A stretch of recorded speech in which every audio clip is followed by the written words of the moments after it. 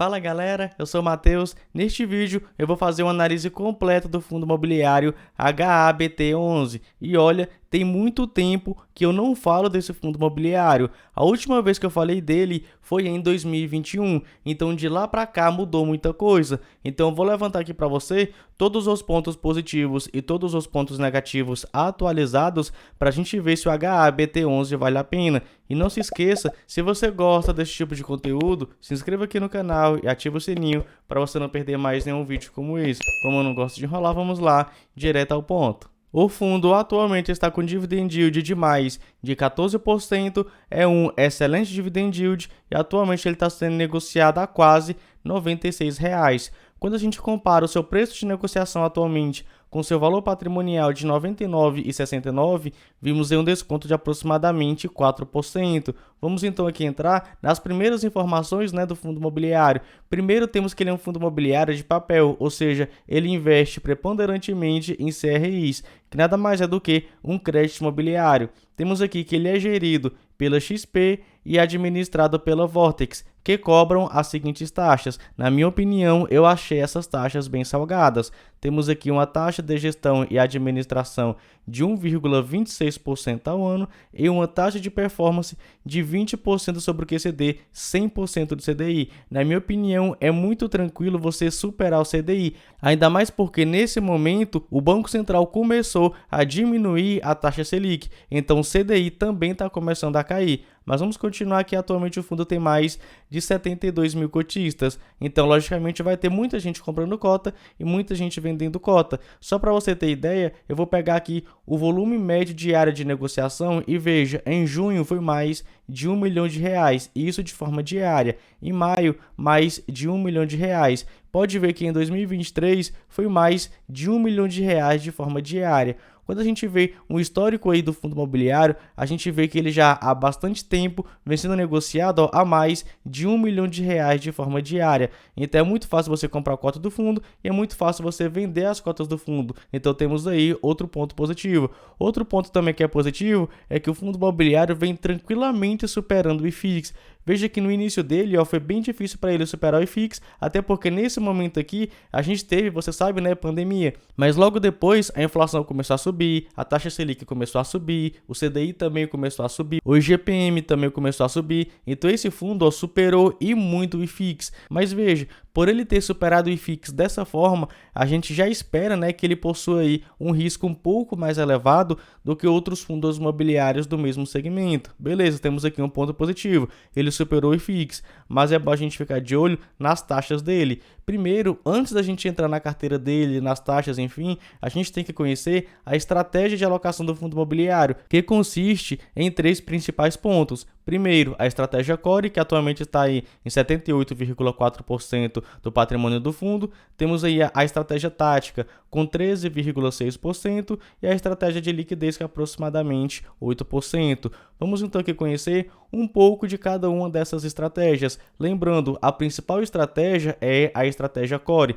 Não à toa, ele possui ali maior alocação de recursos. Essa estratégia consiste em alocar em CRIs com risco pulverizado. Temos aqui também a estratégia tática. Isso aqui, falando bem a grosso modo, o principal ponto dessa estratégia é o fundo imobiliário buscar obter aí ganhos de capital, seja em CRIs ou também em fundos imobiliários. E temos também a estratégia de liquidez. Isso aqui nada mais é do que a alocação ali do fundo imobiliário em ativos que ele consiga pegar o dinheiro de forma rápida.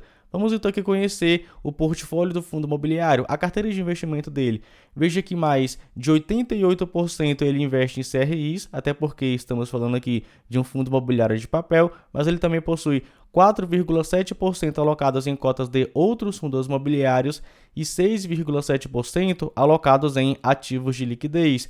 Quanto à sua exposição por securitizadora, ele possui exposição em várias, mas com predominância na Virgo, que pega aproximadamente 35% dos CRIs do fundo imobiliário. Já em relação ao segmento aí desses ativos, desses CRIs, temos aqui 38% em loteamento, 24% em multipropriedade, 17% em incorporação vertical e o restante em outros tipos aí de ativos. Quanto aos seus indexadores, veja isso aqui, 55% estão indexados ao IPCA sem variação negativa, ou seja, temos aí aquela velha proteção da deflação, né? Uma inflação negativa. Então, 55% da carteira dele de IPCA já protege aí da deflação. Contudo, temos aí outros 19% também alocados em IPCA com variação negativa, ou seja, se tivermos aí inflação negativa, esse fundo imobiliário também vai ser impactado. Temos aí também exposição em outros indexadores, como por exemplo o IGPM com e sem variação negativa, o INCC sem variação negativa, temos aqui também uma parte de prefixado, temos aqui INPC sem variação negativa e CDI que pega aproximadamente 4%. Mas veja, o fundo imobiliário não vai render apenas o seu indexador, temos aí o indexador mais uma taxa média prefixada. Temos aqui 74,5% praticamente do patrimônio do fundo rendendo o IPCA, mais 10,59%. Então, por essa taxa média aqui, a gente já espera que o fundo imobiliário realmente esteja, no risco um pouco mais elevado.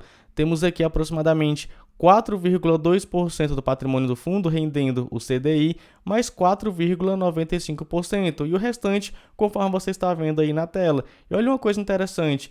Quando a gente olha a performance do fundo imobiliário, a taxa de performance é 20% sobre o QCD, 100% do CDI. Contudo, quando a gente vai olhar aí os seus indexadores, o principal não é o CDI, mas sim o IPCA, que pega quase 75%. Então, a taxa de performance, na minha opinião, além de estar salgada, está descasada com os indexadores do fundo imobiliário. Ao menos essa é a minha opinião, e eu sei que cada investidor vai ter a sua própria opinião. Quanto à composição da carteira dele, ele possui mais de 40 ativos em sua carteira. Na estratégia Core, ele possui diversos CRIs, esse que você está vendo passar aí na tela. Na estratégia tática, ele possui cotas de alguns fundos imobiliários e também alguns CRIs.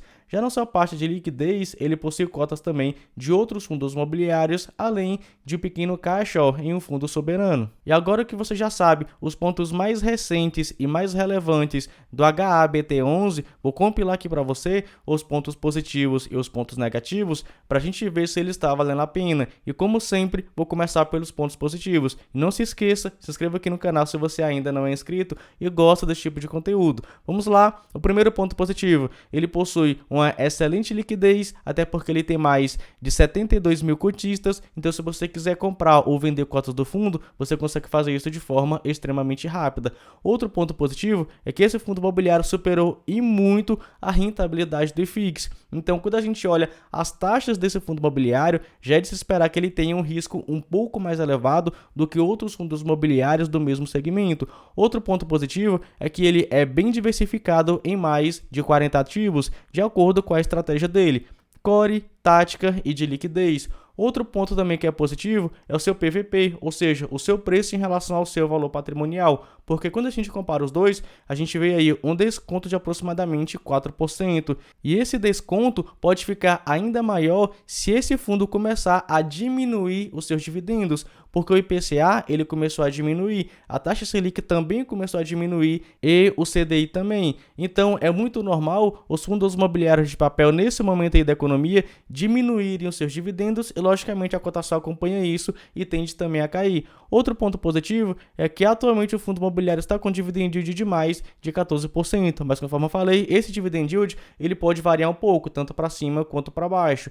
E agora, o principal ponto negativo, na minha opinião, que eu vi é essa taxa de performance de 20% do QCD, 100% do CDI. Primeiro, porque na minha opinião é uma taxa extremamente salgada. Segundo, porque está descasado com o portfólio do fundo imobiliário, sendo quase 75% dos ativos alocados em IPCA e não em CDI.